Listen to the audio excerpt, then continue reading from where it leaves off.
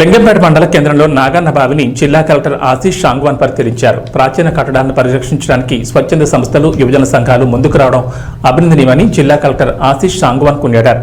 ప్రాచీన కట్టడాలను భావితరాలకు తెలియజేయడానికి స్వచ్ఛంద సంస్థలు వాటిని పునరుద్ధరించడం పట్ల హర్షం వ్యక్తం చేశారు. ఉపాధి హామీ పథకం ద్వారా నాగన్న బావికి వెళ్లడానికి పర్మిషన్ రోడ్ వేయాలని అధికారులకు చెప్పారు. రోడ్డుకి ఇరువైపులా అవెన్యూ ప్లాంటేషన్ ద్వారా మొక్కలు నాటాలని సూచించారు. 4 హైమాస్ లైట్లు ఏర్పాటు చేయాలని పంచాయతీ అధికారులకు ఆదేశించారు. బావి చుట్టూ రక్షణ కంచె ఏర్పాటు చేయాలని కోరారు. ఉపాధి హామీ పథకం ద్వారా పూడికతీత పనులు చేపట్టడం ద్వారా బావిలో వర్షపు నీరు నిలిచి సమీపంలోని బోర్లలో భూగర్భ జలాలు పెరిగాయని తెలిపారు. పునరుద్ధరణ చేసిన తీరును స్వచ్ఛంద సంస్థ ప్రతినిధి కలెక్టర్కు వివరించారు.